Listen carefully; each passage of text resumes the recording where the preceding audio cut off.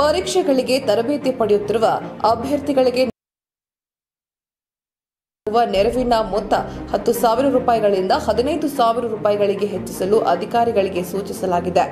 ಇದರೊಂದಿಗೆ ನವದೆಹಲಿಯಲ್ಲಿ ಈ ಅಭ್ಯರ್ಥಿಗಳಿಗೆ ಹಾಸ್ಟೆಲ್ ನಿರ್ಮಿಸಲು ತೀರ್ಮಾನಿಸಲಾಗಿದೆ. ಬೇರೆ ರಾಜ್ಯಕ್ಕೆ ಹೋಗಿ ಓದುವಂತಹ ವಿದ್ಯಾರ್ಥಿಗಳಿಗೆ ದುಡ್ಡು ಕೊಡೋದು ಅಪ್ರಿಶಿಯೇಟ್ ಮಾಡೋಣ, ಆದ್ರೆ ನಮ್ಮ ರಾಜ್ಯದಲ್ಲಿಯೇ ಇಟ್ಕೊಂಡು ಅಭ್ಯಾಸ ಮಾಡ್ತಾ ಇರುವಂತಹ, ತಮ್ಮ ಸ್ಟಡೀಸ್ ಅನ್ನ ಕಂಟಿನ್ಯೂ ಮಾಡ್ತಾ ಇರುವಂತಹ ಅಥವಾ ತಮ್ಮ ಡಿಗ್ರಿಗಳನ್ನು ಸಹ ಮುಗಿಸೋಕಾಗದೆ ಪರದಾಡ್ತಾ ಇರುವಂತಹ ವಿದ್ಯಾರ್ಥಿಗಳಿಗೆ ಸರ್ಕಾರ ಏನ್ ಮಾಡ್ತಾ ಇದೆ, ಎಷ್ಟರ ಮಟ್ಟಿಗೆ ನೆರವು ಕೊಡ್ತಾ ಇದೆ, ಯಾವ ರೀತಿ ಸ್ಟೈಫಂಡ್ ಅಥವಾ ಅವರಿಗೆ ಹಾಸ್ಟೆಲ್ ಅಥವಾ ಕಾಲೇಜು ಫೀಸ್ ಗಳನ್ನ ಸಹ ತುಂಬೋಕಾಗದಿರುವಂತಹ ಪರಿಸ್ಥಿತಿಯಲ್ಲಿರುವ ವಿದ್ಯಾರ್ಥಿಗಳನ್ನ ಯಾವ ರೀತಿ ಗುರುತಿಸುತ್ತೆ, ಈ ತರದ ಕೆಲಸಗಳಾಗ್ತಾ ಇದ್ದಾವ? ನಿಮ್ಗೇನ್ ಅನ್ಸುತ್ತೆ? ಖಂಡಿತವಾಗ್ಲೂ ಕಮೆಂಟ್ ಮಾಡಿ ತಿಳಿಸಿ.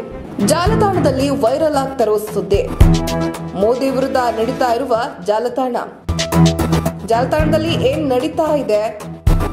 ಸಾಮಾಜಿಕ ಜಾಲತಾಣದಲ್ಲಿ ಮೋದಿ ವಿರುದ್ಧ ಫುಲ್ ಗುಲ್ಲಾಗಿದೆ. ಹಾಗಾದ್ರೆ ಏನ್ ವಿಷಯ ಅಂದ್ರೆ, ಪ್ರಧಾನಿ ನರೇಂದ್ರ ಮೋದಿ ಅವರು ಅಂಬಾನಿ ಮದುವೆಗೆ ಹೋಗಿದ್ರು. ಯಾಕೆಂದ್ರೆ ಈ ಒಂದು ವಿಷಯ ಯಾಕೆ ದೊಡ್ಡದಾಯ್ತು?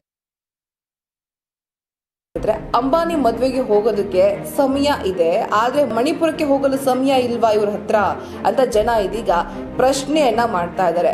ಮದುವೆ, ಮಠ, ದೇವಸ್ಥಾನ ಅಂತೆಲ್ಲ ಓಡಾಡ್ತಾರೆ. ಅದ್ರಲ್ಲಿ ಎಲೆಕ್ಷನ್ಸ್ ಬಂತು ಅಂತಂದ್ರೆ ಸಮಾವೇಶ, ರ್ಯಾಲಿಗಳು ಅಂತ ದಣಿವೇ ಇಲ್ಲದಂಗೆ ಹಗಲು ರಾತ್ರಿ ಒಂದು ಮಾಡಿ ಜನ ಜಂಗುಳಿಯನ್ನ ಸೇರಿಸಿ ಅಲ್ಲಿ ಭಾಷಣವನ್ನ ಮಾಡುವ ಪ್ರಧಾನಿಗಳಿಗೆ ಮಣಿಪುರದಲ್ಲಿ ಬೆಂಕಿ ಹತ್ತಾ ಇದೆ, ಒಬ್ಬರನ್ನ ಒಬ್ಬರು ಜನ ಕೊಲ್ತಾ ಇದ್ದಾರೆ, ಜನರ ಮಧ್ಯೆ ದ್ವೇಷ ಭಾವನೆ ಹುಟ್ಟುತ್ತಾ ಇದೆ, ದೇಶ ಒಡೆದು ಹೋಗ್ತಾ ಇದೆ, ಜನ ತತ್ತರಿಸಿ ಹೋಗ್ತಾ ಇದ್ದಾರೆ, ತಮ್ಮ ಜೀವವನ್ನ ಕೈಯಲ್ಲಿ ಇಟ್ಕೊಂಡು ಓಡಾಡುವಂತಹ ಪರಿಸ್ಥಿತಿಯಲ್ಲಿ ನಿರ್ಮಾಣವಾಗಿದೆ. ಅಂತಹ ಜಾಗಕ್ಕೆ ಹೋಗಿ ಒಂದ್ ರೀತಿ ಶಾಂತಗೊಳಿಸುವಂತಹ ಪ್ರಯತ್ನವಾಗ್ಲಿ ಅಥವಾ ಜನರಿಗೆ ಬುದ್ಧಿ ಹೇಳುವಂತಹ ಪ್ರಯತ್ನ ಆಗ್ಲಿ ಅಥವಾ ಸೌಹಾರ್ದತೆಯಿಂದ ಇರಿ, ನೀವೆಲ್ಲರೂ ಕೂಡ ಖುಷಿಯಾಗಿ ಒಟ್ಟಿಗೇರಿ, ನೀವೆಲ್ಲರೂ ಕೂಡ ಭಾರತೀಯ ನಾಗರಿಕರು ಅಂತ ಹೇಳಿ ಅವರಿಗೆ ಮನಗಂಡನೆ ಮಾಡಿಕೊಡುವಂತಹ ಪ್ರಯತ್ನಗಳಾಗ್ಲಿ ಇನ್ನೂವರೆಗೂ ಕೂಡ ಪ್ರಧಾನಿ ಮೋದಿಯಿಂದ ಆಗಿಲ್ಲ.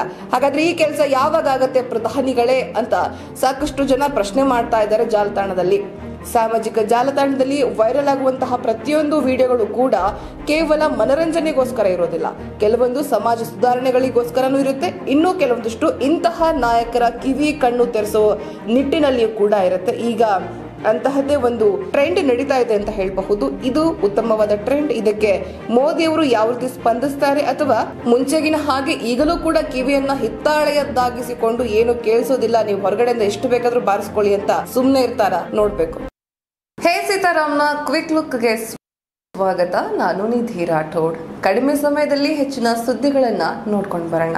ರಾಜ್ಯದಲ್ಲಿ ಬಿಜೆಪಿ ಮಾತ್ರ, ಸರ್ಕಾರದ ವಿರುದ್ಧ ಬಿಜೆಪಿ ಕಿಡಿ.